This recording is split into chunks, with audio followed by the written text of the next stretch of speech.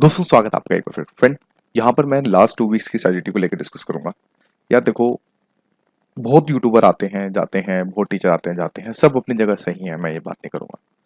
मुझे सिर्फ 5 से 7 मिनट दे दो, मैं क्विक डिस्कस करके निकल जाऊंगा ताकि मैं क्या कहना चाहता हूँ चीजें क्लियर हो जाए।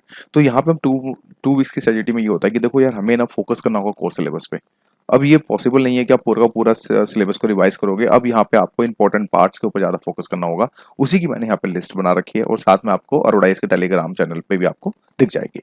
यहाँ पर मैं ये डिस्कस करना चाहता हूँ कि देखिए अभी फिलहाल हाल ही में क्या हो रहा है। एस्पिरेंट्स की फीलिंग्स की अगर मैं बात करूँ, वह रिविजन ढंग से नहीं हुई है बॉस। मार्क्स नहीं उठ रहे हैं, चाहे विजन की टेस्ट सीरीज लगा लो, चाहे इनसाइट के लगा लो, चाहे कोई और मतलब कोचिंग के लगा लो, लेकिन मार्क्स नहीं उठ रहे हैं। तो ये भी एक कहीं ना कहीं साइकोलॉजिकल प्रेशर आपके दिमाग में चला हुआ है। प्रीवियस कुछ एग्जाम्स में फेल्ड भी हो रहे हैं, चाहे स्टेट पीएसएस हो चाहे कोई और हो। सिलेक्शन फाइनल आके कहीं ना कहीं फाइनल सिलेक्शन आके रुक जा रहा है। एज का इशू है, फाइनेंशियल इशू है। एज का इशू खासतौर पर लड़कियों के साथ ज्यादा है, क्योंकि 25-26 के बाद फिर फैमिली प्रेशर और ज्यादा हो जाता है। जिस तरह से हम बोल सकते हैं फैमिली प्रेशर, और भी सारे रीजन हो सकते हैं कि मैं किस राह पे चल रहा हूँ। यूपीएससी में कूद तो गया, सिविल सर्विस में कूद तो गया, लेकिन सिलेक्शन होगा नहीं होगा। तो इस तरह के मतलब आप बोल सकते हो कि कहीं ना कहीं थॉट्स जो है दिमाग के अंदर आते रहते हैं। बट इन सब चीजों को एक तरफ करते हुए देखो, सभी के साथ होता है। चाहे अगर हम लोग भी मेंटोर हैं तो कहीं ना कहीं हमारे दिमाग में भी चीज चलती है कि हम आगे क्या करें क्या ना करें। तो वो सब चीजें चलती रहेंगी। बस ये चीजों को हटा के आपने अपना लास्ट के 14 दिन या 15 दिन जो भी आपको मिले, क्योंकि देखो 28 को पेपर है, 27 को यार आदमी कम ही पढ़ता है, तो 26 तक अगर आप आज से स्टार्ट करो ना, मेरी बातें मान लो, ट्रस्ट मी, आपका 120+ स्कोर बहुत इजी वे में कूदेगा। मैं आपको दिखाऊंगा कि कैसे कूदेगा। देखो इसके लिए टारगेट्स क्या है। Avoid test papers. अब आपने कोई टेस्ट नहीं लगाना, 15 दिन कोई टेस्ट पेपर नहीं लगाना। तो जो बोल रहा है कि टेस्ट पेपर लगाने चाहिए, तो वो आपके साथ मजाक कर रहा है, to be honest. Focus more on the CSAT की। जिस तरह से पेपर आ रहा है सी सेट का, लेंथी हो रहा है, टफ नहीं कह सकते पर लेंथी बहुत ज्यादा हो रहा है। तो इसलिए आपको एक स्पीड है, एक एक्यूरेसी को लेके चलना होगा। Focus more on the PYQ.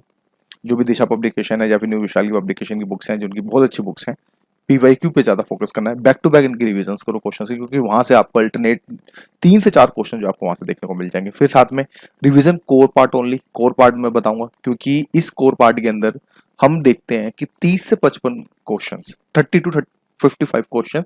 देखो ये एक रेंज है, तो इसके बीच में आपको क्वेश्चन यहाँ दिखेंगे दिखेंगे। तो अब आपने लास्ट के 2 वीक्स में इन्हीं के पीछे पढ़ना है कि यार हमारे ये क्वेश्चन जो है गलत ना हो।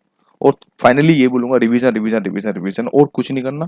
बाकी टाइम टेबल कैसा स्लॉट आप देख सकते हो, ये मैंने आपके स्क्रीन पर दिखा दिया।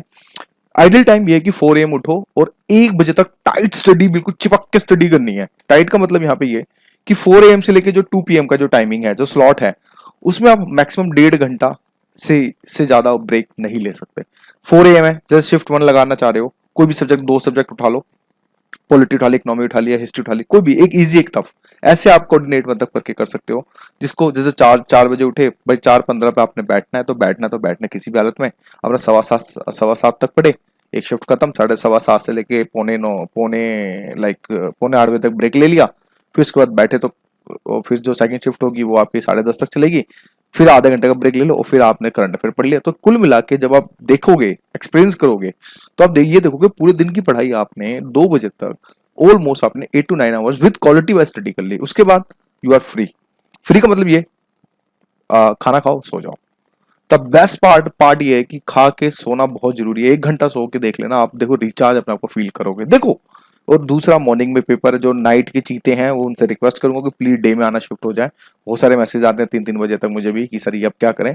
भैया सिंपल सी बात है, मॉर्निंग में पेपर है, पता चलेगा कि ज्यादा खा के जाओगे तो पता चलेगा कि सी सेट में जाके बासी लेने लग जाओगे। तो बेटर यही है, शिफ्ट 4 में फिर सी सेट थोड़ा लगा। सी सेट अगर अच्छा है तो यहाँ आप कुछ और कर सकते हैं, मैपिंग कर सकते हैं, अल्टरनेट कर सकते हैं।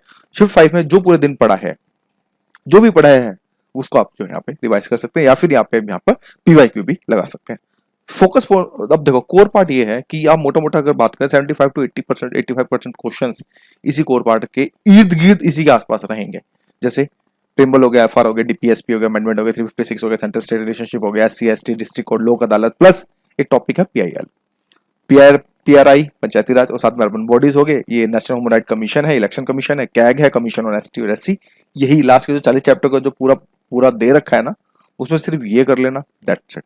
और इलेक्शन कमीशन में कौन सी वोटिंग होती है, कितने परसेंट एक नेशनल पार्टी को कब लिया जाता है, एक ये इंपॉर्टेंट है क्योंकि अभी केजरीवाल को इस तरह से नेशनल पार्टी के तौर पर दर्जा दिया गया, तो वो इसलिए यही करना है, इसके अलावा कुछ मत करना। इसी को बैक टू बैक जो है आप करो। सेंट्रल और स्टेट गवर्नमेंट ने पार्लियामेंट से लेके स्टेट लेजिस्लेचर पूरा इसमें कवर कर दिया, ठीक है। इसके बाद अगर आईआर की बात करें, दुनिया तो बहुत कुछ कहती है, मैं आपको यहाँ पे बोलूंगा कि G20, G7, Asian, SAARC, BRICS, SCO और central Asia forum, BIMSTEC, Ganga Mekong, ठीक है, UNSC, united nation security council और इंटरनेशनल रिपोर्ट जो छापते हैं, तो उधर वर्ल्ड बैंक कौन छापता है और ये कौन छापता है, तो उस तरह की रिपोर्ट्स, और साथ में मैपिंग में सेंट्रल एशिया का मैप को ज्यादा फोकस करना है। इस बार रशिया को सबसे ज्यादा टारगेट करना और यूक्रेन को सबसे ज्यादा टारगेट करना, और साथ में सेंट्रल एशिया का जो ये पार्ट है, क्वेश्चन अगर बनेंगे, अगर मैपिंग से रिलेटेड क्वेश्चन आता है इंटरनेशनल फॉर्म में, तो कहीं ना कहीं यहीं से आपके क्वेश्चन जो है बनेंगे।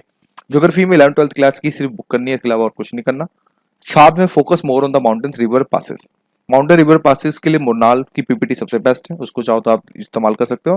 अंडमान और निकोबार और लक्षद्वीप, क्योंकि लक्षद्वीप भी सुर्खियों में रहा है, अंडमान भी सुर्खियों में रहा है, तो उनके आसपास में जो से 9 डिग्री जो चैनल्स हैं उनके पीछे, और थोड़ा सा मैपिंग, ये थोड़ा सा आपको जो है ज्योग्राफी में सिर्फ अभी फिलहाल करना है।